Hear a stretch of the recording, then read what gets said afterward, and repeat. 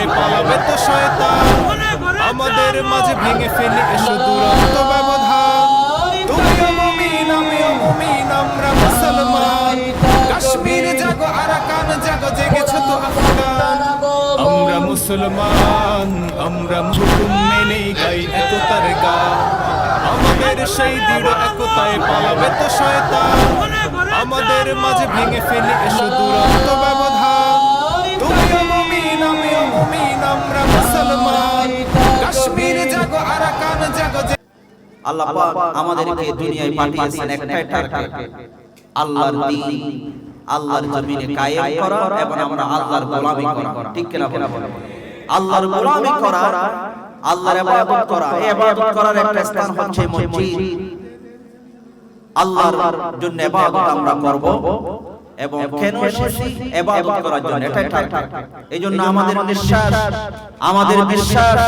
আমাদের উঠা বসা সব কিছু একমাত্র কার জন্য আল্লাহর জন্য ছাড়া আর কারোর জন্য হবে না আল্লাহর জন্য হতে হবে তাহলে আমাদের উদ্দেশ্যটা হচ্ছে আল্লাহর জন্য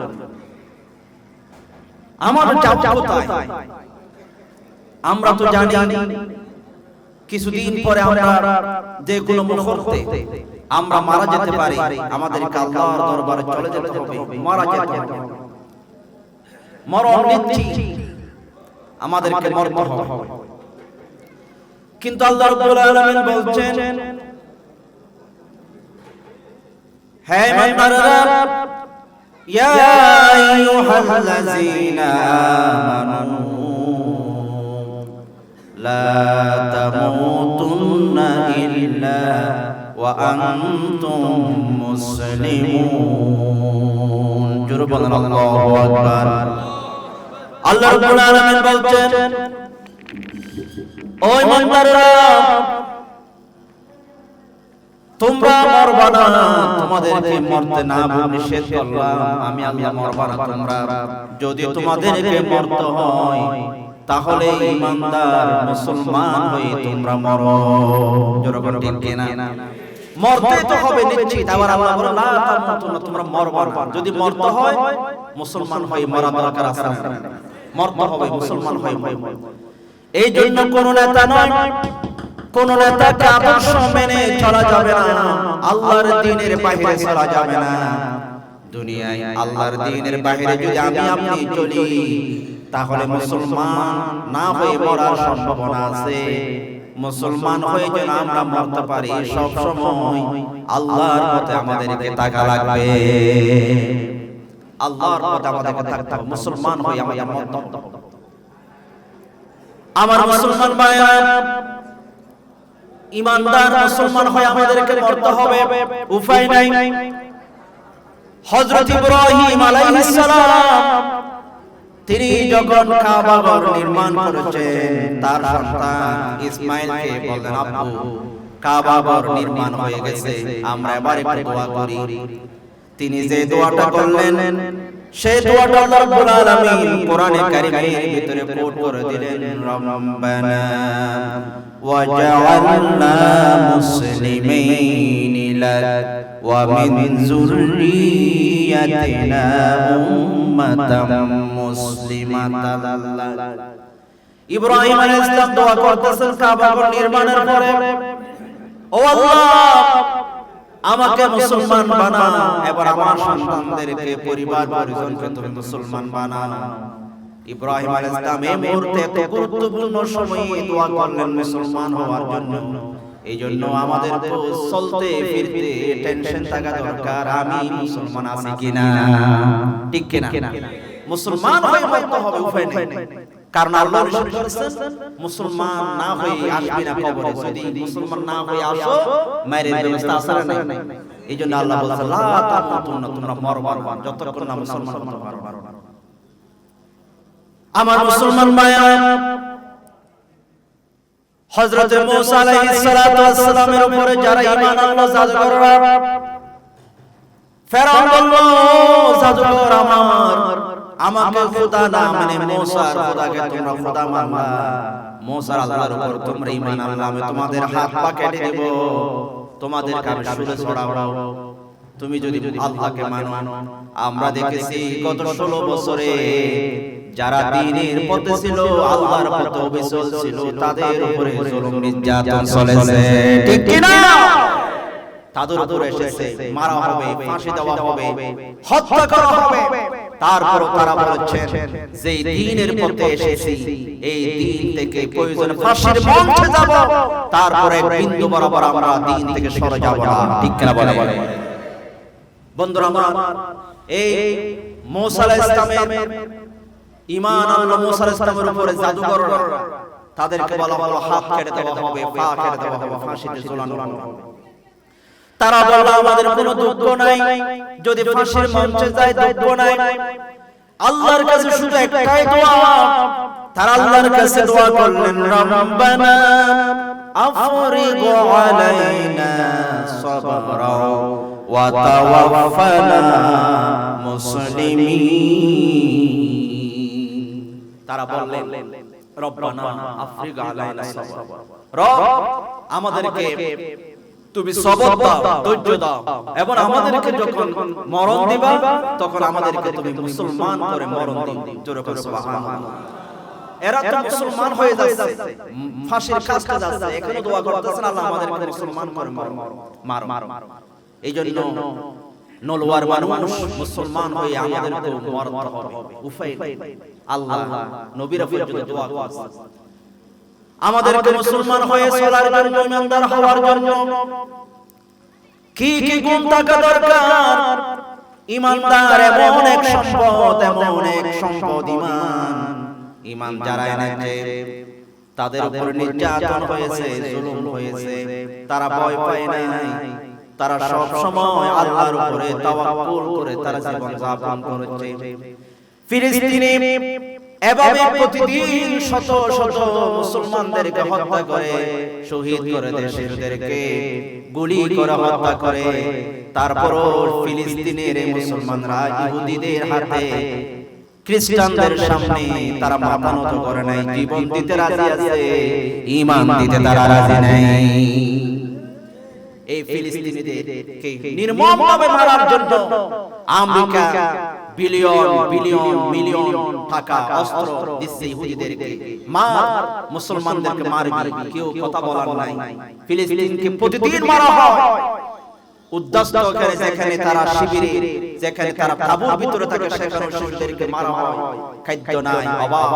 তারপর তারা এক আল্লাহর উপর তাওয়াক্কুল করে টিকে আছে, ঠিক কি না? এই ফিলিস্তিন আমরা যদিও মনে করি আমেরিকা জিতে গেছে, ফিলিস্তিনদেরকে মারার জন্য অস্ত্র দিয়েছে, জিতে গেছে, কিন্তু আমেরিকার বিরুদ্ধে যিনি লেগেছে তিনি কি? আজকের খবর দেখেন, 2-3 দিন আগের খবর দেখেন, লস অ্যাঞ্জেলস অথবা ক্যালিফোর্নিয়া বিশাল এক সাম্রাজ্য, তাদের এক রাজ্য, এবং তাদের খুব সুন্দর একটা শহর, নায়ক নায়িকারা তারা সেখানে থাকে। এরকম একটা শহরকে আমার রব আসমানি গজব দিয়া, আগুন দিয়া, ঘরবাড়ি সব জ্বালিয়ে দিয়েছে, ঠিক কি না বলে? যিনি করতেছেন তিনি কে? তোমরা ফিলিস্তিনকে জ্বালাচ্ছ, ফিলিস্তিনকে মারতেছো, মুসলমানদেরকে। তোমরা মনে করছো ফিলিস্তিনের পক্ষে কথা বলার জন্য কেউ নাই, তোমরা মনে করছো কেউ নাই। আমার আল্লাহ বলে, আমি একটু দেখছি তোদের তামাশা, আমি আছি ফিলিস্তিনকে রক্ষা করার জন্য, আমি তোদের বিরুদ্ধে আমি আল্লাহ নিজে যুদ্ধ করব, ঠিক কি না? যুদ্ধ করতেছেন তারা মনে করে মুসলমানদের পক্ষে কেউ নাই। কিন্তু মুসলমান আমরা যখন, আপনারা 16 বছর ধরে যেমন নির্যাতিত হয়েছেন, জুলুমের শিকার হয়েছেন, আপনারা ঘর বাড়ি ছাড়া হয়েছে, তারপরে আল্লাহর উপর তাওয়াক্কুল করেছেন, এই জন্য 16 বছর পরে 5 আগস্টে যিনি বিজয় দিয়েছেন তিনি কে? আর জোরে বলেন তিনি কে? সে আল্লাহর উপর তাওয়াক্কুল আছে না নাই? এক বনের মধ্যে সিংহ বা একটা বাঘ একটা গরুকে দৌড়াচ্ছে খাওয়ার জন্য, বাঘ দৌড়াতে দৌড়াতে গরুকে দৌড়াচ্ছে, গরু দৌড়াচ্ছে, গরুটা দৌড়তে দৌড়তে একটা পুকুর পাইছে, পুকুরটার মধ্যে কোনো পানি নেই, গতকাল শুকানো হয়েছে, কিছু আছে ফুট, কিছু আছে হর, হরের মধ্যে দিছিলাম গরু, কারণ বাস আছে বাঘ থেকে, বাঘ দৌড়ে এসে গরুকে খাওয়ার জন্য দিছিলাম, আর গরু আরো আগে যায় পড়ছে, এখন বাঘ আটকে গেছে ফুটের মধ্যে, গরু আটকে গেছে। বাঘ বলতেছে আর গরু তুই আসলে গরু ফললি তো ফললি এখানে ফুটের মধ্যে হরের মধ্যে কেন ফললি উপরে থাকতি তোকে আমি খেতে পারতাম এখন তুই মরবি আমি মরব গরু বলতেছে ও বাঘ মামা আপনি টেনশন করিয়েন না আমি মরব না কারণ বিকাল বেলা আমার একজন মালিক আছে আমাকে খুঁজতে খুঁজতে এখানে চলে আসবে আমি মরব না তুমি মরবা কারণ আমার মালিক যখন আমাকে খুঁজতে খুঁজতে চলে আসবে নলুয়া থেকে মানুষ এনে আমাকে উদ্ধার করবে আর নলুয়ার মানুষরা লাঠি ছোরা নিয়ে তুই বাঘকে দেখলে তোকে মেরে ফেলবে কারণ তোর কোনো মালিক নাই আমার একজন মালিক আছে ঠিক কি না অনুরূপভাবে যদিও বা 1 বছর 1.5 বছর ধরে ফিলিস্তিনকে মারা হয় মুসলমানদেরকে নির্যাতন করা হয় গুলি করা হয় কিন্তু তারা মনে করে তারা জিতে গেছে কিন্তু না আমার রব আছে ঠিকই আমার রব ফিলিস্তিনিদেরকে মুসলমানদেরকে উদ্ধার করবে এবং জালেম ইহুদি খ্রিস্টানদেরকে পিটাতে পিটাতে জাহান্নামে ফেলে দেবে ঠিক কি না বলেন আমরা আমাদের একজন রব আছে আল্লাহ সে রবের নাম কি আর জোরে বলেন সে রব কে আমাদের খাওয়ান কে আমাদের পালেন কে আমরা যার উপর তাওয়াক্কুল করি তিনি কে সে রবের উপর যদি আমরা তাওয়াক্কুল করি কোনো ভয় আসে কোনো ভয় নেই কোনো টেনশন আমরা সে রবের উপরে তাওয়াক্কুল করলাম এখন আমরা ঈমানদার হয়ে মরব ঈমানদার হয়ে আমরা মরব ঈমানদার হয়ে আমরা চলব কি কি গুণ লাগবে আল্লাহ রাব্বুল আলামিন সূরা আনফালের মধ্যে ঈমানদারের 5টা গুণাবলী বলেছেন 5টা গুণাবলী বলেছেন 3 রকমের গুণাবলী একটা হলো 3টা হলো প্রথম 3টা হলো মনের আত্মিক আরেকটা হলো দৈহিক আরেকটা হলো আর্থিক আরেকটা হলো অন্তরের তাহলে আমার মুসলমান ভাইরা আমরা যদি 5টি গুণাবলী অর্জন করি আমরা মুমিন হব আল্লাহ রাব্বুল আলামিন ঈমানদারের কিছু গুণাবলী আল্লাহ তাআলা তুলে ধরলেন ইন্নামাল মুমিনুনা আল্লাযীনা ইযা যুকিরাল্লাহ ওয়াজিলাত কুলুবুহুম ওয়া ইযা তুলিয়াত আলাইহিম আয়াতুহু যাদাতুহুম ঈমানা زادتهم إيمانا وعلى ربهم يتوكلون جربنا الله আল্লাহ পাক বলছেন এক নম্বর ঈমানদারের বৈশিষ্ট্য হচ্ছে ইন্নামাল মুমিনুনা আল্লাযীনা ঈমানদার হচ্ছেন যারা ইযা যুকিরাল্লাহু ওয়াজিলাত কুলুবুহুম যখন তাদের সামনে আল্লাহর জিকির করা হবে কোরআন পড়া হবে কোরআন তেলাওয়াত করা হবে তখন তাদের অন্তর কেঁপে উঠবে প্রকম্পিত হবে আল্লাহর কালাম যখন শোনা হবে জিকিরের এখানে অর্থ হচ্ছে কোরআন আমরা তো শুধু জিকির মানে বুঝি তাসবিহ জপা এটা জিকির কিন্তু জিকিরের গুরুত্বপূর্ণ একটা অর্থ হচ্ছে কোরআন জিকির মানে কি কোরআন আর একটা অর্থ হচ্ছে নামাজ যে দরবারে শুধু মুরিদকে হুহা করতে বলে আল্লাহ আল্লাহ জিকির করতে বলে নামাজের কথা বলে না যে দরবারে মুরিদকে কোরআন শিক্ষার কথা বলে না সেই দরবার কোনদিন হক্কানি দরবার নয় এই দরবার বন্ড দরবার ঠিক কি না বলে বাইতুল শরফ দরবারে নামাজ আছে না নাই আর জোরে বলেন আছে না নাই কোরআন শিক্ষা আছে না নাই দ্বীনের পথে অবিচল থাকার কথা আছে না নাই এই জন্য হক্কানি দরবার আমার মুসলমান ভাইরা জিকির যখন করা হবে কোরআন যখন তেলাওয়াত করা হবে ঈমানদারের অন্তর কেঁপে উঠবে ঈমানদারের অন্তরে জানা হয়ে যাবে ভাইরা আমি কি করতেছি কোরআন কি বলেছে আমি কি করতেছি অন্তর তাদের অন্তর কেঁপে উঠবে আমার মুসলমান ভাইরা তাদের অন্তর কেঁপে উঠবে হযরত আব্দুল্লাহ ইবনে উমর রাদিয়াল্লাহু তাআলা আনহু উমরের সন্তান আব্দুল্লাহ তিনি বলেন আমি একদিন সিদ্ধান্ত নিলাম কোন কারণে ঝগড়া হয়েছে স্ত্রীর সাথে আমি আমার স্ত্রীকে তালাক দিয়ে দিব স্ত্রীর সাথে ঝগড়া হয়েছে তালাক দিয়ে দিব সিদ্ধান্ত নিলাম চিন্তা করলাম তালাক দিয়ে দিব আমি ঠিক আছে বের হয়ে গেলেন তিনি হাঁটতেছে মদিনা রাস্তা রাস্তা তিনি হাঁটতেছে, চিন্তা করতেছে ঘরে গিয়ে তার স্ত্রীকে তালাক দিবে। ডক্টর ওমর সুলাইমান তিনি তার একটা বইয়ের মধ্যে, কোরআনের মানুষ বইয়ের মধ্যে তিনি লিখেছেন ঘটনাটা, এবং মারিফাতুল কোরআন ও তাফসীরে এসেছে।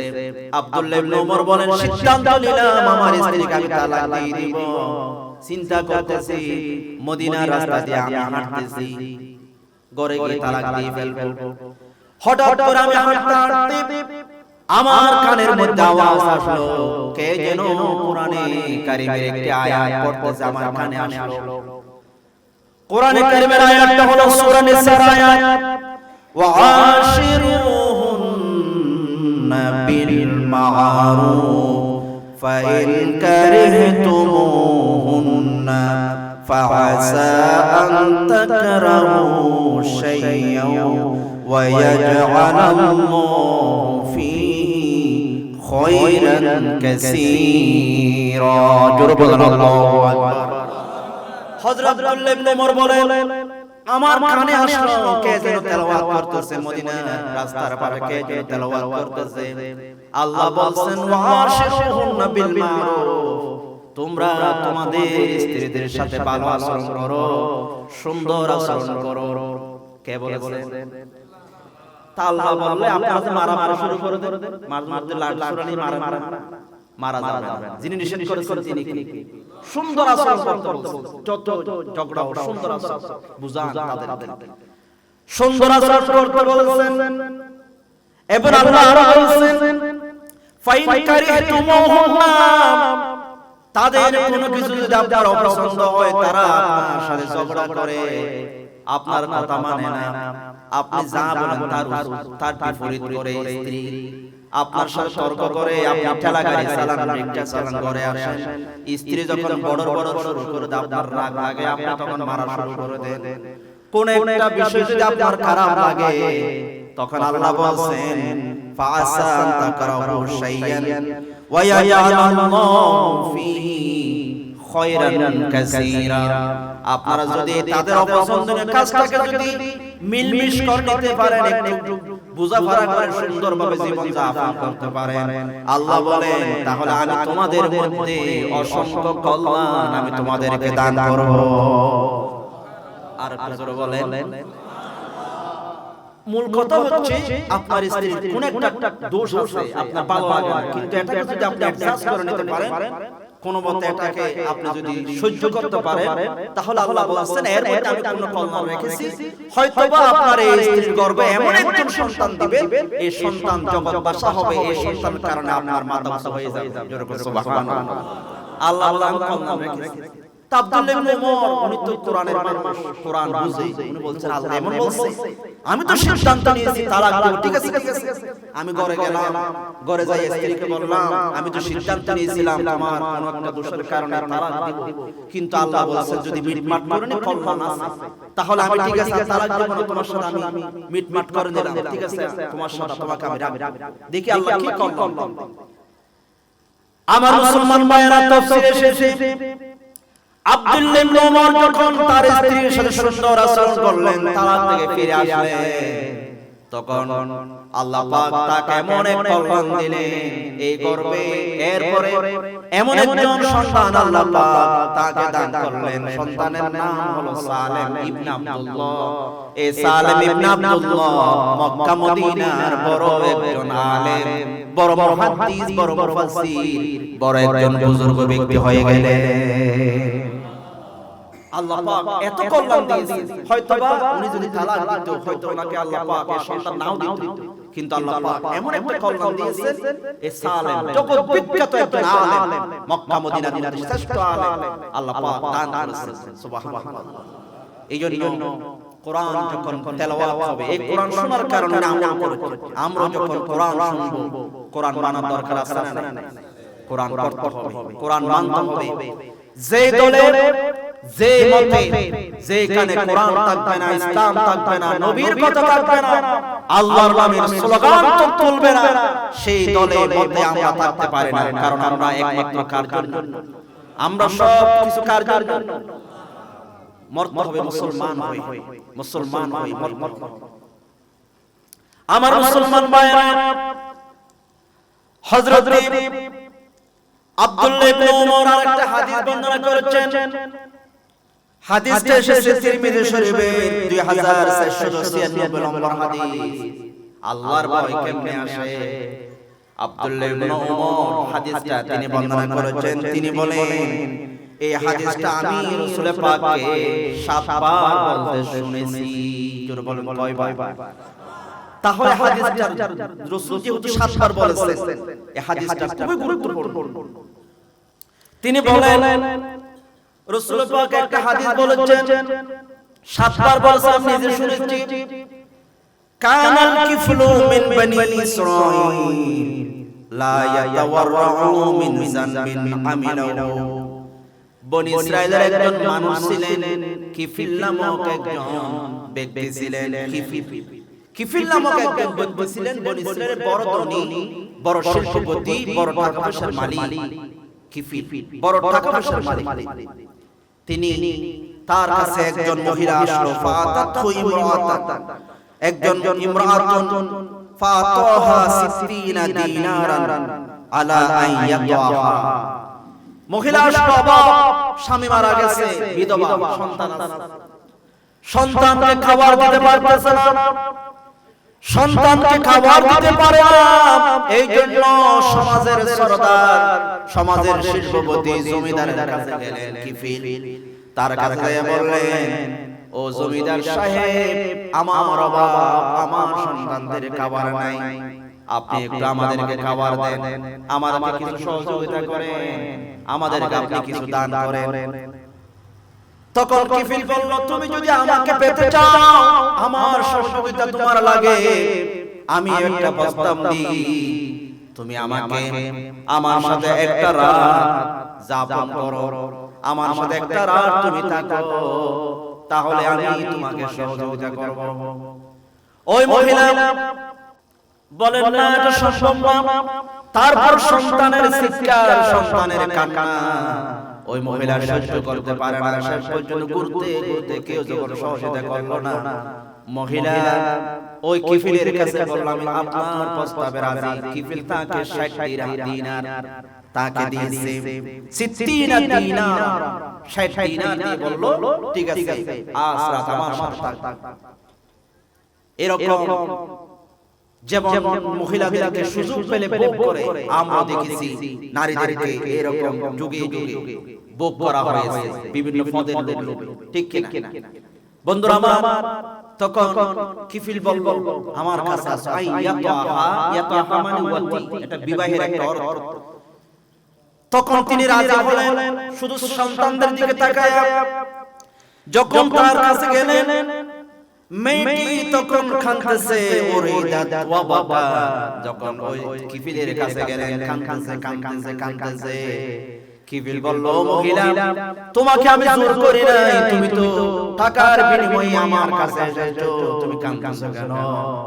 মহিলা বলে, আমি কাঁদি, জীবনে আমি জেনা ব্যভিচার করি নাই, আজকে অভাবের তাড়না আমি তোমার কাছে এসেছি, জানি না আমার আল্লাহর দরবারে আমি কি জবাব দিব। আমি কি জবাব দেব আল্লাহকে? ভয় লাগতেছে, আমি তো আল্লাহকে ভয় করি।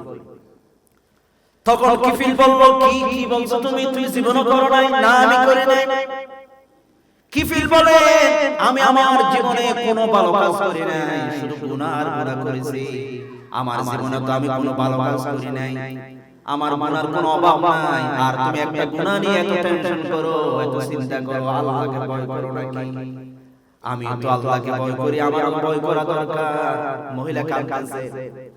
তখন কিফিল বলল, মহিলা, কাঁদো না, তুমি যদি আল্লাহকে এভাবে ভয় করো, আমাকে তো ভয় করা দরকার। জীবনে আমি তো ভালো কাজ করি নাই, 60 দিনার তুমি নিয়ে যাও, আমার সাথে তোমাকে থাকতে হবে না।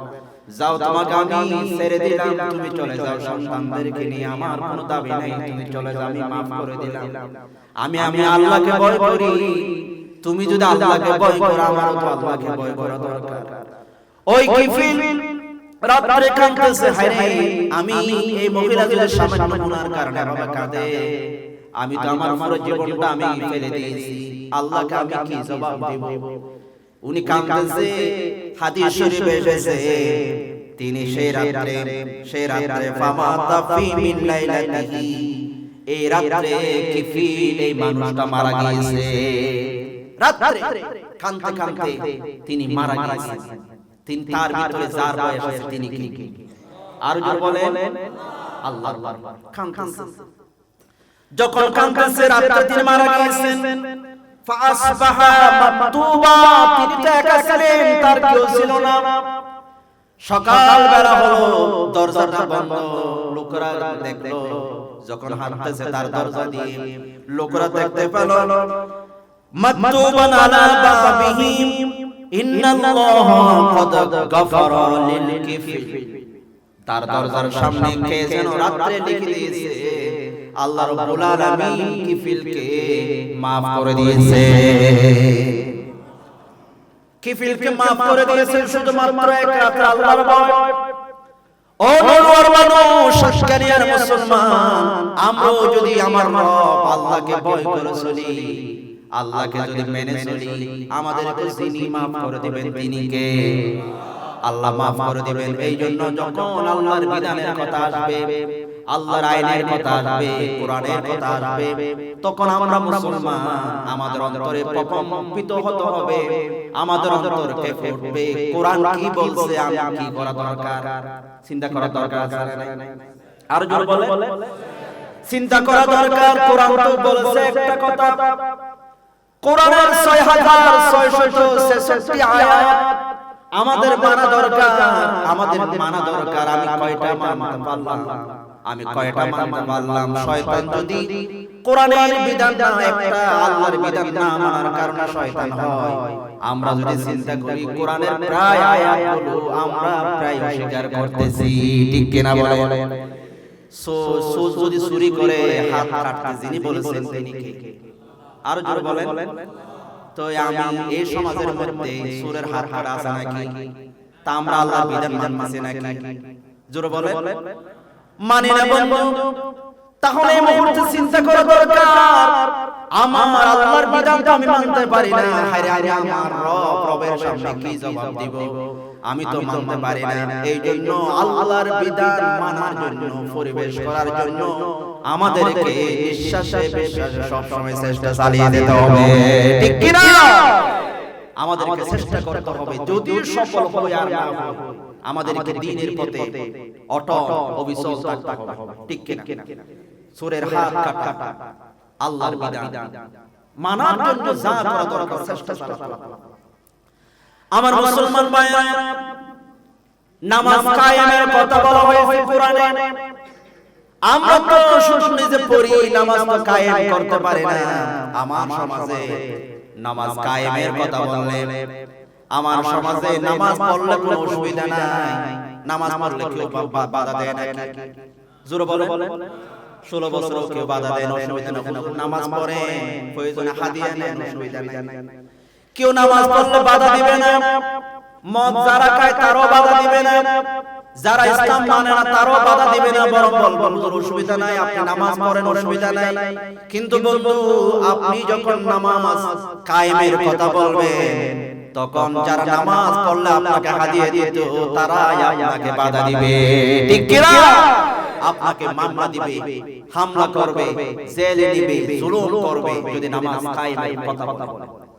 এই জন্য এই বিধানটা যদি আমি আপনি পালন করতে চাই, এই আমি চিন্তা করা দরকার, আমি তো পারি করার জন্য এই পথে এই মতে চেষ্টা চালাতে হবে, বিকল্প কোনো পথ নেই। আমার মুসলমান ভাইরা, এই জন্য আল্লাহ রাব্বুল আলামিন বলছেন, ইমানদারের সামনে যখন কোরআন তেলাওয়াত করা হবে, কোরআনের বিধান নিয়ে যখন কথা হবে, তখন তারা চেষ্টা করবে, হায় হায় চিন্তা করবে কি করা দরকার, আমি তো পারি না, আল্লাহর বিধান কেমনে মানা দরকার, এরকম চিন্তা চেতনা আমাদের ভিতরে আসতে হবে।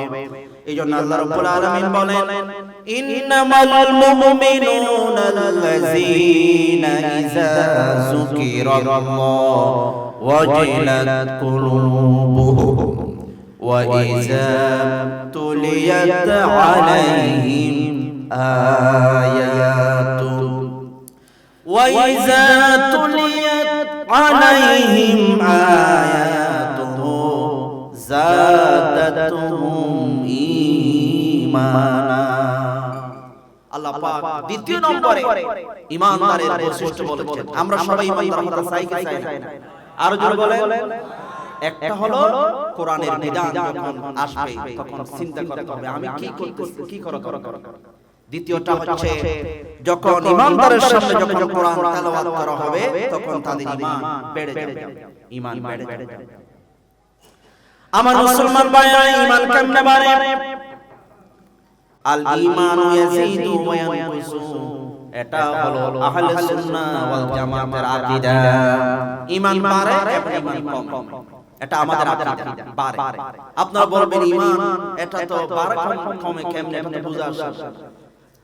আমরা দেখেছি হযরত বেলাল যখন ঈমান এনেছেন তখন হযরত বেলাল রাদিয়াল্লাহু তাআলা আনহুকে উমাইয়া নির্যাতন করেছে, জুলুম করেছে, মরুভূমিতে শোয়াইয়া দেওয়া হয়েছে, মরুভূমিতে শোয়াইয়া দিয়া পাথর চাপা দেওয়া হয়েছে, জিবায় কয়লা দেওয়া হয়েছে, তাকে নির্যাতন করা হয়েছে। তারপর হযরত বেলাল ঈমান ছেড়েছে নাকি?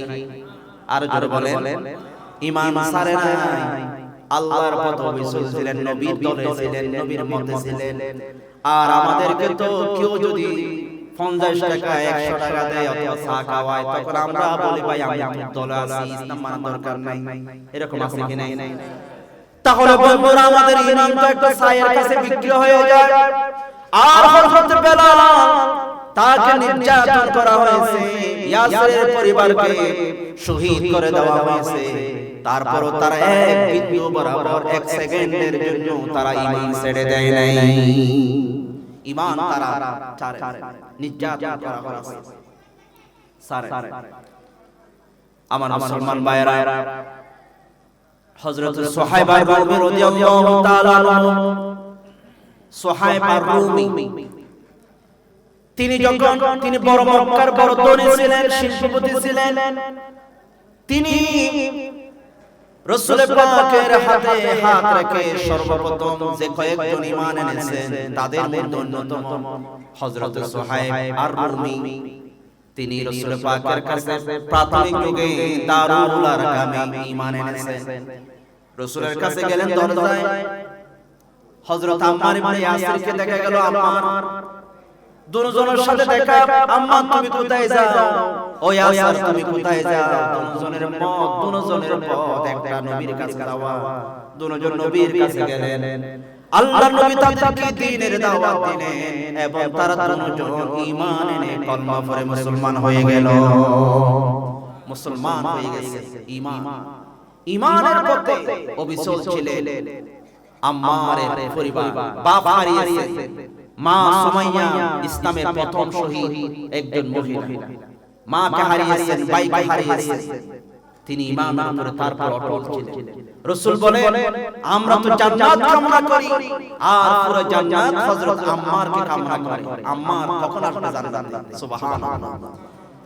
ধৈর্যের কারণে ইসলামের পথে তারা ধৈর্য ধারণ করেছে। আমার মুসলমান ভাইরা, হযরত সুহাইব আর-রুমি রাদিয়াল্লাহু তাআলা আনহু যুবক মানুষ, ঈমান এনেছেন, কবুল করেছেন। রাসূল পাক যখন মক্কা থেকে মদিনায় হিজরত করেছেন তখন আম্মার মক্কায় ছিলেন, তাকে কাফেররা ছেড়ে দিয়েছে না। বড় শিল্পপতি, বড় টাকা পয়সাওয়ালা মানুষ। তিনি অনেক চেষ্টা করেছেন মদিনায় চলে যাওয়ার জন্য। কাফেররা বলেন না, যাওয়া যাবে না, সম্পদ আছে তোমার, হয়তো টাকা পয়সা আমাদেরকে দিতে হবে। হযরত সুহাইবকে ঘরের ভিতরে তারা বন্দী করে রাখলো, ঘিরে রাখলো, তারা পাহারা দেয় সুহাইব যেন মদিনায় যেতে না পারে। একদিন সুহাইব রাদিয়াল্লাহু তাআলা রাতে ডায়রিয়ার মতো হয়েছে বলে একবার বের হয়েছে। তারা কাফেররা পাহারা দেয়। আবার কিছু পরে ভাই আমার ডায়রি আছে আবার গেলেন কাফেররা বলে আরে রাতে এতবার বের হয়ে আর ভাই তোমার গুনাহ তো আমি তো চলে যাচ্ছি না হযরত আম্মা হযরত সুহাইব আর রুমি রাদিয়াল্লাহু তাআলা কাফেররা যখন ঘুমিয়ে গেছে তখন তিনি মদিনায় যাওয়ার জন্য রাসূলের কাছে যাওয়ার জন্য তিনি বের হয়ে গেছেন জোরে বলুন সুবহানাল্লাহ মদিনা মুসলমানদের ঠিকানা रह मेरा मस्कन हवाली काबा बने मेरा मदफन दिया रे मदीना बने मेरा मदफन दिया रे मदीना मुसलमानদের বড় আকাঙ্ক্ষা বড় সাওয়া বড় রওয়া মদিনা মদিনা ঠিক কি না বড় আশা মুরব্বিদের ভিতরে জিজ্ঞেস করেন কি আশা হজ করছি তো আর কি আশা হুজুর একটু দোয়া করিয়েন আবার আমি একটু মক্কা মদিনা যেতে পারি এটাই আশা ঠিক কি না বলেন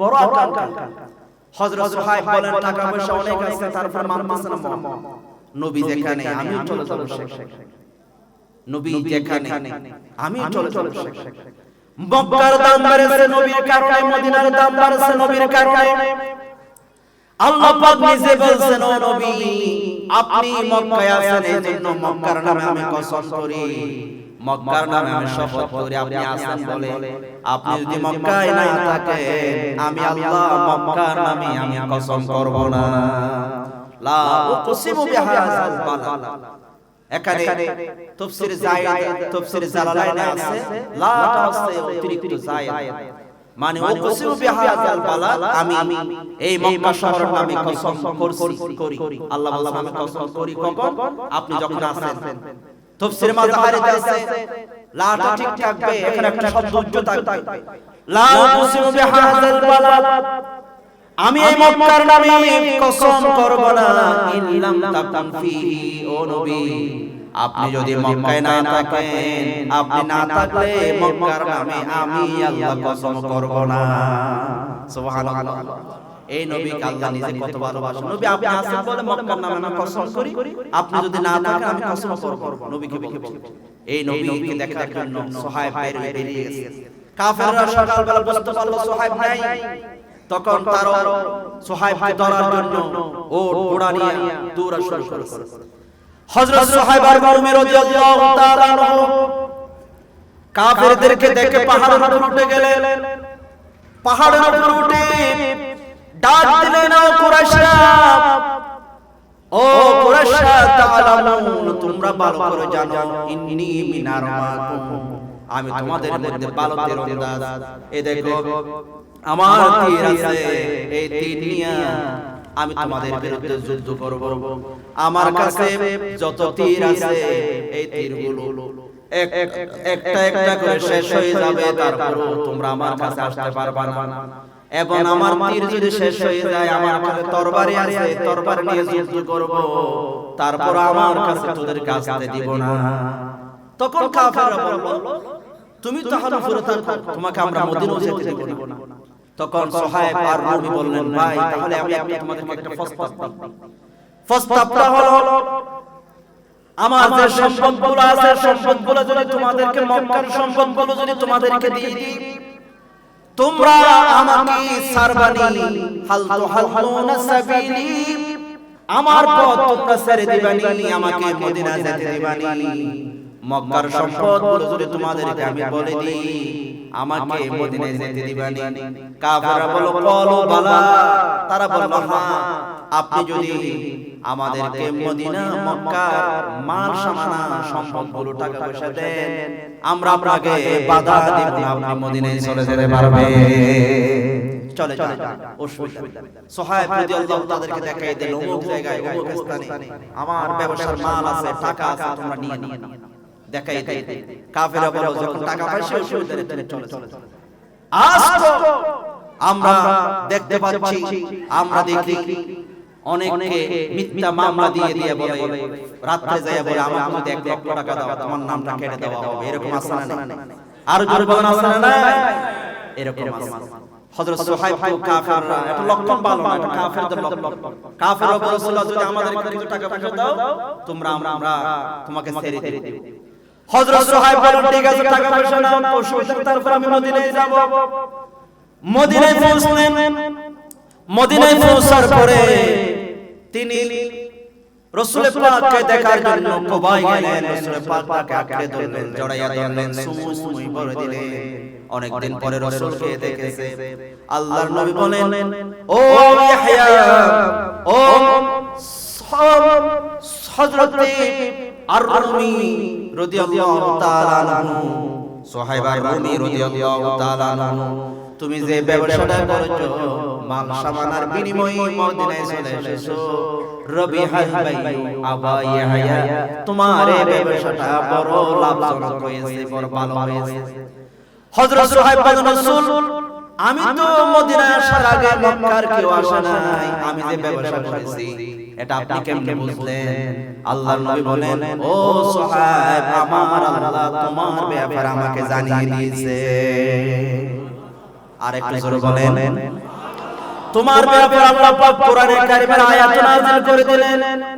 সূরা বাকারার 207 নম্বর আয়াত আল্লাহ রাব্বুল আলামিন নাযিল করলেন, ওয়া মিনান নাসি মান ইয়াশরি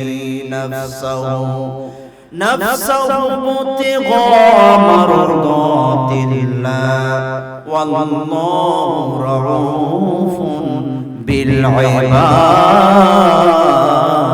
জোরে বলেন আল্লাহু আকবার।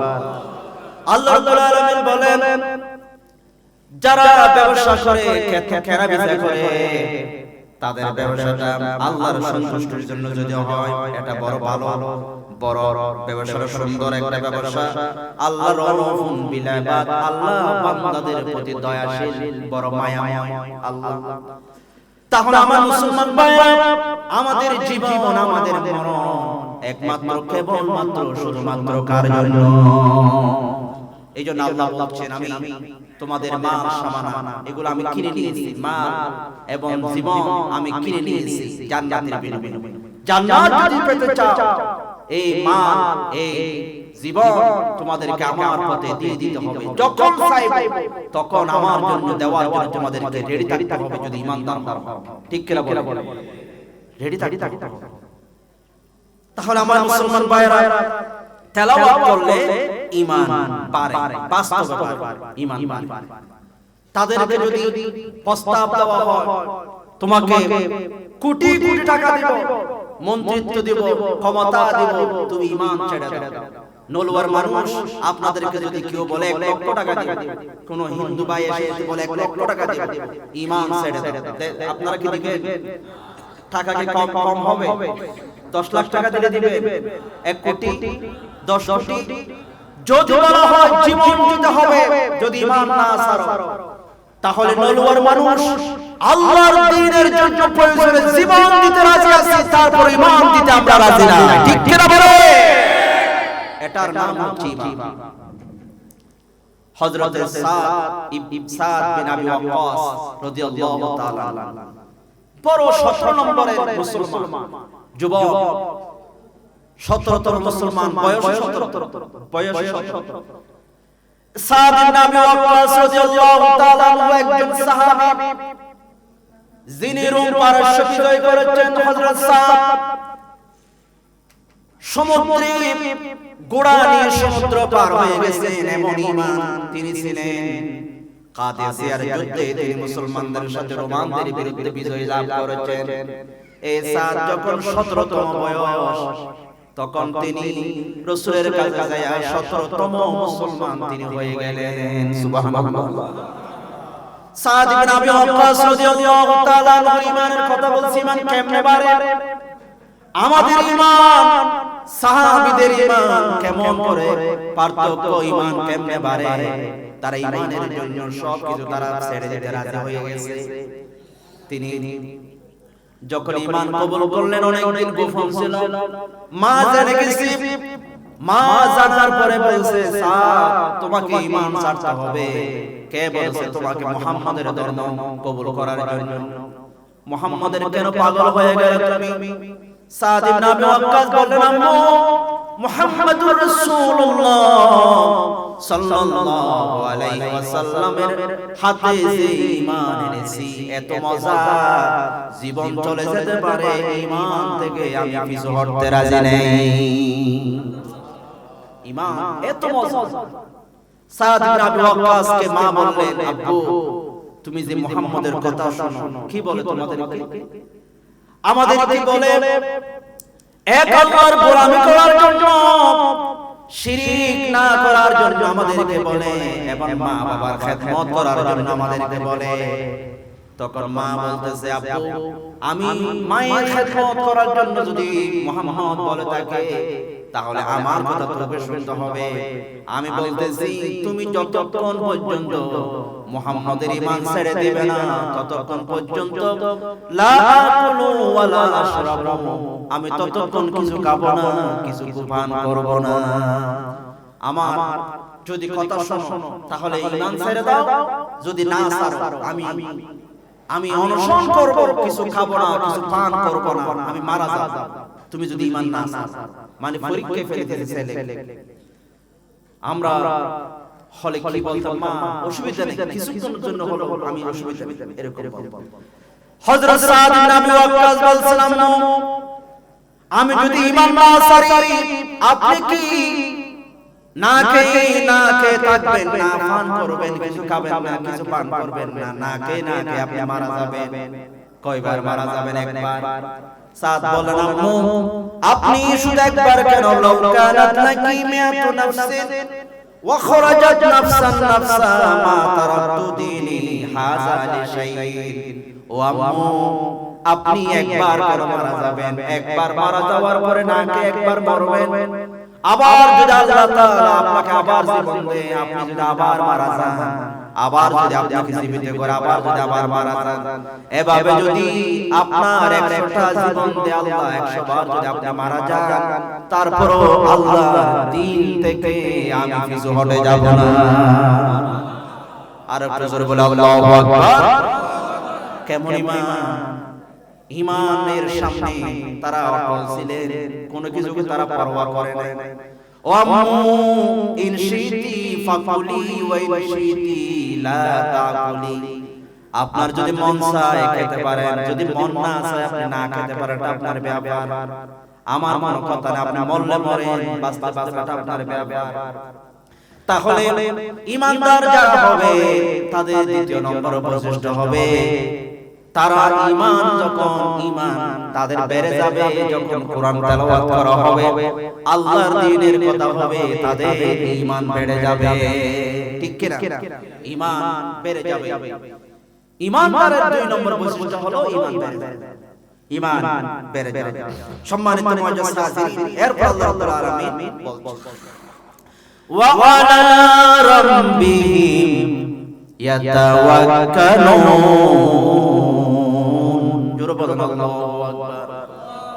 ওয়া আলা রাব্বিহিম ইয়াতাওয়াক্কালুন, এবং ঈমানদার হবে যারা, তারা আল্লাহর উপর তাওয়াক্কুল করবে। জোরে বলেন কার উপর?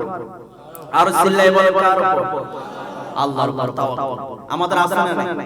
বিপদে আপদে মুসিবত যে কোনো সমস্যা আমরা আল্লাহর উপর যদি তাওয়াক্কুল করে চলি, আমাদেরকে যিনি বিজয় দিবেন তিনি কে? আমার মুসলমান ভাইরা, নবীরা পর্যন্ত তাওয়াক্কুল করেছেন আল্লাহর উপরে। আল্লাহ রাব্বুল আলামিন নবী হযরত ইব্রাহিম আলাইহিস সালাতু ওয়াস সালাম কেমন করে তাওয়াক্কুল করেছেন, কেমন করে তিনি তাওয়াক্কুল করেছেন, তাকে দেখে, তাকে যখন নমরুদের আগুনে যখন তাকে ফেলে দেওয়া হয়, তখন তিনি শুধু বলেছিলেন হাসবুনাল্লাহু ওয়া নি'মাল ওয়াকিল, আমার জন্য আল্লাহ যথেষ্ট, তিনি আমার রব, তার উপর আমি তাওয়াক্কুল করব। এই জন্য আল্লাহ পাক ইব্রাহিম আলাইহিস সালামের তাওয়াক্কুলের কারণে আল্লাহ পাক এই নমরুদের আগুনকে ফুলের বাগান করে দিয়েছে। ঠিক কিনা বলেন? হযরত ইব্রাহিম আলাইহিস সালাম আগুনে ছিলেন 40 দিন। তাফসীরে মাযাহারিতে এসেছে, তাকে যখন প্রশ্ন করা হতো আপনার জীবনের শ্রেষ্ঠ সময়, সুন্দর সময়, দামি সময়, আর 100 বছর আপনি বেঁচেছিলেন, তিনি আপনার জীবনের সুন্দর সময়, দামি সময়, মজার সময়, আনন্দের সময় কোনটা ছিল? তিনি বলতেন, নমরুদের আগুনে যে আমি 40 দিন ছিলাম, এই 40 দিন আমার জীবনের সুন্দর সময়, আনন্দের সময় ছিল। ঈমানদার যখন আল্লাহর উপর তাওয়াক্কুল করে তারা ফাঁসির মঞ্চকে ভয় পায় না। এইজন্য ঈমানদাররা জালেমরা যদি ফাঁসির মঞ্চে যায় কাঁদতে কাঁদতে জীবন চলে যায়, কিন্তু ঈমানদাররা যখন ঈমানের কারণে আল্লাহর কারণে যখন ফাঁসির মঞ্চে যায় তাদের কোনো টেনশন নাই, হাসতে হাসতে ফাঁসির মঞ্চে যায়, কারণ ফাঁসির মঞ্চের পিছে আল্লাহর সাথে দিদার অপেক্ষা করতেছে। ঠিক কিনা বলে কোনো ভয় নাই, তাওয়াক্কুল করব কার? হযরত ইব্রাহিম আলাইহিস সালাম আল্লাহর উপর তাওয়াক্কুল করেছেন। আল্লাহ পাক বলেন, ও খলিল, তোমাকে পরীক্ষা নেওয়া হবে, তুমি তোমার সন্তানকে তোমার স্ত্রীকে তুমি মরুভূমিতে রেখে আসো, আমার জিবরাইল যেখানে বলে তুমি সেখানে রেখে আসো। ইব্রাহিম আলাইহিস সালাম বলেন, আল্লাহ আমি রাজি আছি, অসুবিধা নেই বলে হযরত জিবরাইল আলাইহিস সালাম নিয়ে যাচ্ছেন নীতি নীতি মরুভূমি, ঘর নাই বাড়ি নাই, মক্কার ভূখণ্ড, সেখানে তার সন্তান এবং স্ত্রীকে তিনি রেখে দিলেন।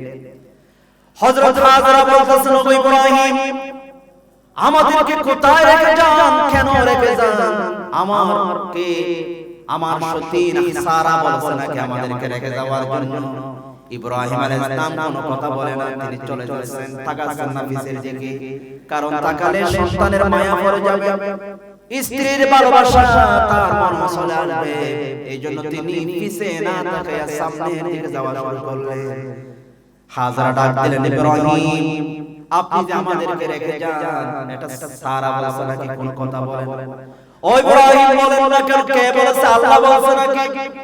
ইব্রাহিম আলাইহিস সালাম আকাশের দিকে আঙ্গুল তুলে বললেন, ও হাজরা, তোমাদেরকে রেখে যাই, আমি আমার নিজের মন গড়া ইচ্ছা নয়, আমার আল্লাহর ইচ্ছায় তোমাদেরকে আমি রেখে যাচ্ছি। আল্লাহর উপর তাওয়াক্কুল করে তোমাদেরকে রেখে যাচ্ছি। হাজরা বলেন, ও ইব্রাহিম, আপনি যদি আল্লাহ বলে থাকে, আল্লাহ যদি বলে থাকে আমাদেরকে রেখার জন্য, সে আল্লাহর উপর আমি তাওয়াক্কুল করলাম, আমাদের কোনো ভয় নাই, কোনো টেনশন নাই, যে আল্লাহ বলেছেন সে আল্লাহ নিশ্চিত আমাদেরকে বাঁচিয়ে দিবে। ইব্রাহিম আলাইহিস সালাম পাহাড়ের উপর উঠলেন, যখন সন্তানদেরকে দেখা যাচ্ছে না তখন তিনি আল্লাহর দরবারে দোয়া করা শুরু করলেন। সূরা ইব্রাহিমের 37 নম্বর আয়াত আল্লাহ কোট করে দিলেন, তার দোয়াটা পিছে তাকায়, রব্বানা ইন্নী আসকানতু মিন যুররিয়্যাতি বিওয়াদিন গায়রি জি যারইন ইনদা বাইতিকাল মুহাররাম রব্বানা লিয়ুকিমুস সালাহ। সুবহানাল্লাহ। ইব্রাহিম আলাইহিস সালাম আল্লাহর দরবারে পাহাড়ের উপরে দোয়া করতেছেন, আল্লাহ, মরুভূমিতে আমার সন্তানদেরকে আমি রেখে যাই, তোমার মরুভূমি আমি রেখে যাই। ও আল্লাহ, আমি দোয়া করি আমার সন্তান, আমার পরিবার পরিজনকে তুমি নামাজি বানাইও। এখানে দোয়া করা উচিত ছিল আল্লাহ তাদেরকে বাঁচাইও, এই দোয়াটা একবারও করেন, কারণ ইব্রাহিম আলাইহিস সালাম জানে যে আল্লাহ বলেছেন রেখে যাও, সে আল্লাহ নিশ্চিত তাদেরকে বাঁচিয়ে দিবেন। যেরকম আল্লাহ কেমন করে তাওয়াক্কুল করছিলেন, বলছেন, আল্লাহ রব্বানা লিয়ুকিমুস সালাহ, ও আল্লাহ আমার পরিবার পরিজনকে তুমি নামাজি বানাও। ও আমার সাতকারিয়া মুসলমানরা, এখান থেকে শিক্ষা নিতে হবে, আমাদের সন্তানদেরকে, আমাদের পরিবার পরিজনকে নামাজি পরহেজগার হওয়ার জন্য আমাদের দোয়া করার দরকার আছে না নাই? নিয়ে যাবে সন্তানদেরকে নামাজের জন্য। ইব্রাহিম আলাইহিস সালাম আল্লাহর উপর তাওয়াক্কুল করলেন, তাকো আল্লাহ বলেছেন, আল্লাহর উপর তাওয়াক্কুল করুন। ইব্রাহিম আলাইহিস সালামের তাওয়াক্কুলের সাথে হুবহু তাওয়াক্কুল করেছেন ভারত মহাদেশের এক বিদগ্ধ আলেম দ্বীন আল্লামা জাফর তানশরী রাহমাতুল্লাহি আলাইহি। ব্রিটিশ বিরোধী আন্দোলন করেছেন, এই অপরাধে তাকে আন্দামান দ্বীপে নির্বাসন দেওয়া হলো। তিনি 18 বছর আন্দামান দ্বীপে নির্বাসন ছিলেন। ভারতবর্ষে ব্রিটিশ বিরোধী আন্দোলনের কারণে ইংরেজ এককবার লিখেছে, তা এই আলেমদেরকে ভারতের রাস্তায় রাজপথে এমন কোনো গাছ ছিল না, 25 থেকে 30 জন আলেমদেরকে ফাঁসিতে ঝুলানো হয়েছে। অপরাধ, তারা ব্রিটিশ বিরোধী আন্দোলন করেছেন। ঠিক কিনা বলেন? আলেমদের রক্তের বিনিময়ে এই উপমহাদেশ স্বাধীন হয়েছে। ঠিক কিনা বলে? আলেমদের অবদান অনেকে বলে যায়, আলেমদেরকে দেশ বিরোধী বলে তারা আখ্যায়িত করে। আলেমদের রক্তের বিনিময়ে দেশ স্বাধীন হয়েছে, উপমহাদেশ স্বাধীন হয়েছে এবং আলেমরা যুগে যুগে দেশের জন্য তারা অবদান রেখেছে। এবং 5ই আগস্টের আগে আলেমরা, মাদ্রাসার ছাত্ররা তাদের নিজের তাজা রক্ত দিয়ে এই জমিনকে সরে সার মুক্ত করেছে। ঠিক কিনা বলো? আমার রব দিয়েছেন নিয়াম। এখন তো সবাই বলেছে, আমার মুসলমান ভাইরা, হযরত ইব্রাহিম আলাইহিস সালাতু ওয়াস সালামের যেমন তাওয়াক্কুল ছিল, আল্লাহর উপর তাওয়াক্কুল করেছেন। আল্লামা জাফর তানশরী রাহমাতুল্লাহি আলাইহি তাকে আন্দামান দ্বীপে নিয়ে যাবে। হাতে কড়া পরানো হলো, পায়ের মধ্যে দড়ি বাঁধানো হলো, পায়ের মধ্যে শিকল দিয়ে দড়ি বাঁধানো হলো, হাতের মধ্যে কড়া পরানো হলো। পুলিশরা দুই পাশে ধরে তাকে আন্দামান দ্বীপের দিকে নিয়ে যাওয়া হবে, জাহাজে তুলে দিবে।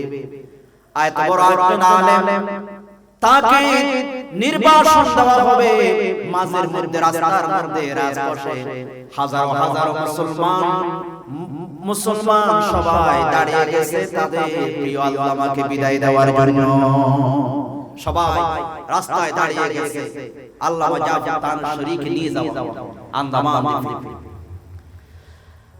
তাকে টেনে টেনে যখন নিয়ে যাওয়া হচ্ছে, হাজার হাজার মানুষ রাস্তায়, গাছের নিচে একজন বোরখা পরা মহিলা ছোট একটা বাচ্চাকে হাতে নিয়ে দাঁড়িয়ে আছে। জাফর তানশরী বললেন, ও পুলিশ ভাই, একটু কথা শোনো। ওই যে মহিলা দেখা যায়, আমি মহিলার সাথে একটু কথা বলবো, আমাকে একটু সুযোগ দাও। তাকে মহিলার কাছে নিয়ে যাওয়া হলো। মহিলার কাছে নিয়ে যাওয়ার পরে মহিলাটাকে দেখে বলতেছে, আপনি কোথায় যাচ্ছেন? আপনি তো চলে যাচ্ছেন আন্দামান দ্বীপে। এই মহিলাটা আর কেউ নন, এটা হলো আল্লামা জাফর তানশরী রাহমাতুল্লাহি আলাইহির স্ত্রী। যে ছোট ছেলেটা হাত ধরে দাঁড়িয়ে আছে, ছোট ছেলে, এটা হলো তার কলিজার টুকরা সন্তান। স্ত্রী বলতেছে, স্বামী, আপনাকে তো নির্বাসন দেওয়া হবে, আপনি সেখানে থাকবেন। এখন আমাদের কি হবে? আপনার এই সন্তানকে আপনি কার কাছে রেখে যান? এই সন্তানের কি হবে, আমার কি হবে? আপনি চিন্তা করেন। আল্লামা জাফর তানশরী রাহমাতুল্লাহি আলাইহি তার স্ত্রীকে বলছিল, আমার স্ত্রী, টেনশন করো না, ভয় পেও না, তুমি মনে করছো লাগে আমার ছেলেকে কোথায় রেখে গেছে। ইব্রাহিম আলাইহিস সালাম হাজার এবং ইসমাঈলকে যে আল্লাহর হাতে তুলে দিয়েছে, যে আল্লাহর কাছে রেখে দিয়েছে, আমিও তোমাদেরকে সে আল্লাহর উপরে সুপর্দ করলাম। আমার সন্তানকে সে আল্লাহর কাছে দিয়ে দিলাম, আমি চলে যাচ্ছি দ্বীপে, আমাকে নির্বাসন দেওয়া হলো। তোমাদের টেনশন নাই, তোমরা আল্লাহর উপরে তাওয়াক্কুল করো। হাজার যেমন তাওয়াক্কুল করেছেন, সেভাবে তুমিও তাওয়াক্কুল করো। আমার মুসলমান ভাইরা, এই জন্য আমাদেরকে আল্লাহর উপর তাওয়াক্কুল করে চলতে হবে। ইব্রাহিম আলাইহিস সালাম আমাদের জন্য মডেল, আল্লাহর উপর আমাদেরকে তাওয়াক্কুল করতে হবে, কারণ আমরা ঈমানদার। ঠিক কিনা? ঈমানদাররা তাওয়াক্কুল করে কার উপর? আল্লাহর উপর। রাসূল পাক তাওয়াক্কুল করার, রাসূলকে তাওয়াক্কুল করার জন্য আল্লাহ তাআলা বলেন, ওয়াতাওয়াক্কাল আলাল্লাহি ওয়াকাফা বিল্লাহি ওয়াকিলা। নবী হে, আপনি আল্লাহর উপর তাওয়াক্কুল করুন, ওয়াতাওয়াক্কাল আলাল্লাহ, আপনি আল্লাহর উপর তাওয়াক্কুল করুন। নবীজি তাওয়াক্কুল করেছেন আল্লাহর উপর। আল্লাহর নবী যখন মদিনার দিকে হিজরত করতেছেন, মদিনার দিকে যখন আল্লাহর নবী চলে যাচ্ছেন, হযরত আবু বকর সাথে সূর নামক গুহায় রাসূল পাক ঢুকে গেলেন, আবু বকরকে সাথে নিয়ে। আবু বকর বলেন, ইয়া রাসূলুল্লাহ, দেখেন কাফেরদের পা দেখা যায়, কাফেররা তো একটু নিচের দিকে তাকালে আমাদেরকে দেখে ফেলবে, আমাদেরকে দেখলে গণগুলাই দিবে, আমাদেরকে মেরে ফেলবে, নিশ্চিত আমরা ধরা পড়ে যাব। আল্লাহর নবী একটু ভয় পায় না, আল্লাহ নবী বলেন, ও আবু বকর তুমি টেনশন করো না, চিন্তা করো না, আমরা দুইজন নয়, আমাদের সাথে একজন আছেন, তিনি কে? রাসূল পাক বলেন, আবু বকর তুমি টেনশন করো না, আল্লাহ পাক তাদের কি কথা বলেছেন? আল্লাহ পাক কোরআনে কারিমে আল্লাহ তাআলা তুলে ধরলেন, ইযহুমা ফিল গার ইয ইয়াকুলু লিসাহিবিহি লা তাহজান ইন্নাল্লাহা মা'ানা।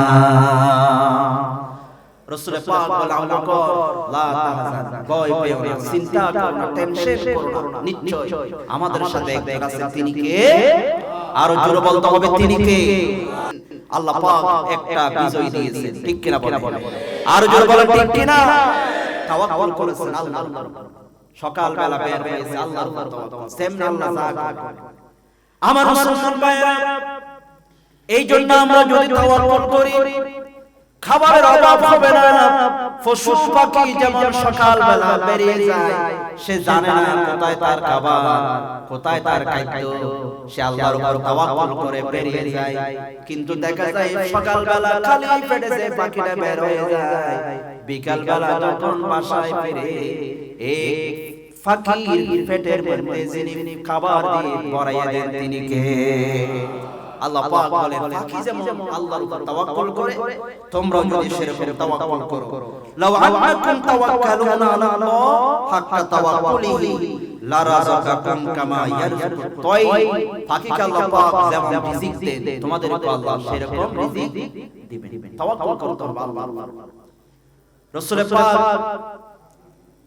রাসূল পাক ফতের মধ্যে কোথাও থেকে আসতেছেন, ক্লান্ত, গাছের নিচে ঘুমিয়ে গেছে, তরবারিটা পাশে রাখা। একজন ইহুদি আসলেন, মুসলমানদের বড় দুশমন, জানের দুশমন ইহুদি। আজকে 60 ইহুদি, তারা কোটি কোটি মুসলমানকে জারায়া পড়ায়া গেছে। মুসলমান যদি পেশরাব করে দেয়, তারা তো বেশে যাওয়ার কথা, কিন্তু তারা এভাবে মুসলমানদেরকে নির্যাতন করে এবং বাইতুল্লাহ মুকাদ্দাস ফিলিস্তিনকে তারা জবরদখল করে রেখেছে।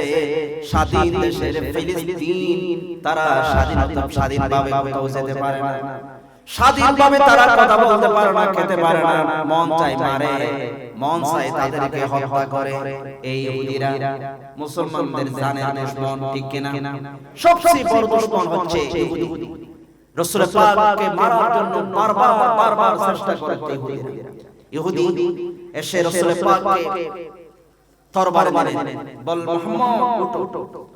আল্লাহর নবীকে বেয়াদবিমূলক কথা বলে তুললেন, ও মুহাম্মদ তোমার কোনো সৈন্য নাই, কেউ নাই, তোমার তরবারে আমার হাতে, তোমাকে এখন মেরে ফেলবো, তোমাকে কে বাঁচাবে আমার থেকে?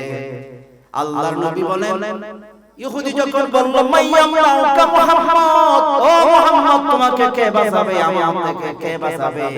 রাসূল বলেন, আমি তখন বললাম কুলতু আল্লাহ। ও ইহুদি তুমি বলছো আমাকে কে বাঁচাবে, আমাকে যিনি বাঁচাবেন তিনি কে? আল্লাহ।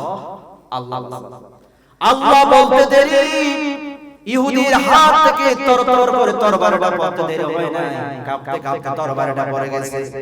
আল্লাহ নবী তরবারটা নিয়ে বললেন, ইহুদি আমাকে তো আল্লাহ বাঁচিয়েছে, এবার তোমাকে কে বাঁচাবে?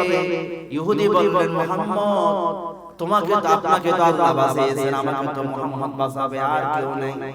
রাসূল বলেন, ও ইহুদি আমি প্রতিশোধ নিব না, তোমাকে আমি maaf করে দিলাম, তুমি চলে যাও। ইহুদি যখন চলে যাচ্ছেন, আবার ফিরে এসে বললেন, মুহাম্মদ আপনি এভাবে জানের শত্রুকে পাওয়ার পর যে maaf করে দিলেন, নিশ্চিত আপনি আল্লাহর নবী, হাতটা দেন, আমি আপনার হাতে হাত রেখে কলমা পড়ে মুসলমান হয়ে যাব। আপনি হাত দেন, কলমা পড়ে আমি মুসলমান হয়ে যাব। আমার মুসলমান ভাইরা, নবীজি আমাদেরকে শিক্ষা দিয়ে গেলেন তাওয়াক্কুল করতে হবে কার উপর? আল্লাহ। সম্মানিত মুআজ্জিজ হাজিরিন, 3 নম্বরে আল্লাহ পাক ঈমান, 4 নম্বরে আমাদের ঈমানদারের আরেকটা বৈশিষ্ট্য বলেছেন, আল্লাযীনা ইউকিমুনাস সালাত ঈমানদার যারা হবে নিজে তো নামাজ পড়বে এবং নামাজ কায়েম করার জন্য তারা চেষ্টা প্রচেষ্টা চালিয়ে যাবে। নামাজ নিজে পড়লে হবে না, নামাজ পড়ার জন্য কোরআনে কোথাও বলে না, কায়েম করার কথা বলা হয়েছে। নামাজ কায়েম, এইজন্য ঈমানদার যদি আমরা হই নামাজ পড়া দরকার আছে। জোরে বলে নামাজ পড়তে হবে এবং নামাজ কায়েমের কথা যারা বলে তাদের সাথে থাকতে হবে। কারণ ঈমানদার হতে হলে 4 নম্বর বৈশিষ্ট্য হলো যারা নামাজ কায়েম, নামাজ কায়েম। আমার মুসলমান ভাইরা, নামাজ কায়েম করা, হুজুর নামাজ যদি আমি কাউকে ডাকি, ইমাম সাহেব যদি বেশিরভাগ মসজিদে আযানের পরে ডাকে, ভাই আসেন আসেন নামাজে আসার আর 5 মিনিট সময়। অনেকে সকাল বেলা হুজুরকে দমক দেয়, হুজুর আপনি এত মাইকে কেন ডাকেন, আমার মন ডিস্টার্ব হয়। এরকম আছে না নাই? আমার মনের ডিস্টার্ব আপনি কেন নামাজে ডাকেন? আপনারা ফরজ নামাজ আমাদেরকে কেন ডিস্টার্ব করে? ও বন্ধু, হুজুর যদি নামাজের কথা বলে, নামাজের জন্য ডাকে, অনেকে বলে হুজুর আপনাদের চাকরি আপনারা করেন, আপনার চাকরি আমার কাজ আমি করব, মন চাইলে যাব, আপনি কেন আমাকে ডাকেন? যদি বেশিরভাগ আপনি নামাজের কথা বলেন, কায়েমের কথা বলেন, হয়তো এমন হতে পারে আপনার চাকরি চলে যেতে পারে, আপনি নামাজ কায়েম করতে পারবেন না। কিন্তু বন্ধু, আজকে রাতে যদি সরকারিভাবে ঘোষণা করা হয় মধ্যম নলুয়া এই মসজিদে, নতুন জামা মসজিদে সকালবেলা নলুয়ার যে যুবকরা নামাজে আসবে না ফজরের টাইমে, তাদেরকে 3 দিন জেলে যেতে হবে। কয় দিন? 3 দিন। যদি বলা হয় 3 দিন জেল, 1 লক্ষ টাকা জরিমানা, আগামীকাল ফজরে যারা আসবে না, সরকারের নির্দেশ, প্রশাসন রেডি, পুলিশ রেডি, যারা নামাজে আসবে তাদেরকে গ্রেফতার করা হবে। এই নির্দেশটা যদি সরকারিভাবে দেওয়া হয়, তাহলে বলুন তো বন্ধু, আগামীকাল সকালবেলা মুরব্বীরা জায়গা পাবে না, যুবকরা কিন্তু প্রথম কাতারে দাঁড়িয়ে থাকবে, ঠিক কি না? যুবকরা শুধু ভিতরে না বাহিরে দাঁড়িয়ে যাবে, কারণ সরকারের নির্দেশ সবাই মানতে বাধ্য। অনুরূপভাবে নামাজ কায়েম করা, এটা রাষ্ট্রীয়ভাবে কায়েম করতে হবে। এই জন্য যারা নামাজ চায়, নামাজ কায়েমের কথা বলে, তাদেরকে রাষ্ট্রে পাঠানোর দরকার আছে না নাই? পদে পদে তাদেরকে পাঠানো হবে, নামাজ রাষ্ট্রীয়ভাবে কায়েম করতে হবে। ঈমানদার যদি হন, নামাজ কায়েমের পক্ষে আপনাকে থাকতে হবে। বন্ধুরা আমার, 5 নম্বরে ঈমানদারের ৫ম যে বৈশিষ্ট্য, আপনাদের কষ্ট হচ্ছে না তো? ঈমানদারের কথা বলছি, ঈমান নিয়ে আমাদেরকে মরতে হবে, বিকল্প কোনো পথ নাই। আল্লাহ নিষেধ করেছেন মরবি না, যদি মরো ঈমান নিয়ে মরো, ঈমান ছাড়া যদি মরো আমার পক্ষ থেকে মায়ের আল্লাহ নিষেধ করেছেন। এইজন্য ঈমান নিয়ে মরবো। ঈমানদারের বৈশিষ্ট্য আমরা শুনতেছি, এগুলো যদি আমাদের ভিতরে না থাকে আমরা কোনদিন ঈমানদার হতে পারবো না। আমাদের ভিতরে এগুলো আমাদের ভিতরে থাকতে হবে। 5 নম্বর ঈমানদারের যে বৈশিষ্ট্য আল্লাহ তাআলা বললেন, ওয়া মিম্মা রাযাকনাহুম ইউনফিকুন। জোরে বলুন আল্লাহু আকবার। আল্লাহ পাক বলছেন ঈমানদাররা তারা আল্লাহর দেওয়া রিজিক থেকে তারা দান করবে, আল্লাহর দেওয়া রিজিক থেকে তারা দান করবে, আল্লাহর দেওয়া রিজিক থেকে তারা দান করবে। রাসূলুল্লাহ সাল্লাল্লাহু আলাইহি ওয়াসাল্লাম বলেছেন, যারা মান আনফাকা নাফাকাতান ফি সাবিলিল্লাহ কাতাবা লাহু 700 দিফিন, যারা আল্লাহর রাস্তায় একটা টাকাও যারা দান করে, আল্লাহ রাব্বুল আলামিন তাদের দান 700 গুণ পর্যন্ত আল্লাহ তাআলা বাড়িয়ে দেন। জোরে বলেন কয় গুণ? একের বদলে 700। যা তা কর। হযরত উসমানের কাছে মদিনায় দুর্ভিক্ষ চলতেছে, তিনি বাহির থেকে মাল কিনলেন, ওট বোঝাই মাল আসলো, সবাই দৌড়ে গেল। ব্যবসায়ীরা যায় বলল, উসমান যা কিনেছো তার ডবল টাকা দিব, 2 গুণ টাকা দিব, মালগুলো আমাদেরকে দিয়ে দাও, আমরা খুচরা বাজারে বিক্রি করব। উসমান বলেন, না দিব না। আর উসমান প্রয়োজনে 3 গুণ নিও, তারপর মালগুলো আমাদেরকে দিয়ে দাও, দিব না। আরে ভাই বাবা, আরো বড় একজন পার্টি আছে আমার, তারা বলেছে অসুবিধা নাই, সাইফুল নিয়ে না দিব না। আমার কাছে একজন পার্টি আছে যিনি আমার কাছে 10 গুণ দেওয়ার কথা বলেছেন, 10 গুণ থেকে 700 গুণ যিনি আমাকে দিবেন। লোকেরা তাকালো, কে আছে আবার আমাদের চেয়ে বড় ব্যবসায়ীকে 10 গুণ দিতে পারে আপনাকে, উনি আবার কে? হযরত ওসমান বলেন, আমার একজন পার্টি আছে, আমার একজন ব্যবসায়ী আছে, আমার সাথে লেনদেন চলতেছে, তার সাথে কথা চলতেছে। উনি আমাকে বলছেন, ওনাকে যদি আমি আমার এই মালগুলো দিই, উনি আমাকে 10 থেকে 700 গুণ পর্যন্ত উনি বাড়িয়ে দিবে। একটু সুবহানাল্লাহ বলেন। হযরত ওসমান সবার সামনে এই ব্যবসার মালগুলো বললেন, মদিনাবাসী অবাক, আসো আমি আল্লাহর কাছে মালগুলো বিক্রি করে দিলাম, আল্লাহর জন্য আমি তোমাদেরকে দান করে দিলাম। আল্লাহর কাছে, আল্লাহর জন্য ব্যবসা। আল্লাহ পাক বলে, আমার জন্য যারা দিবে আমি তাদেরকে 1 থেকে 10 থেকে 700 গুণ পর্যন্ত বাড়িয়ে দেব। আপনাদের কষ্ট হচ্ছে?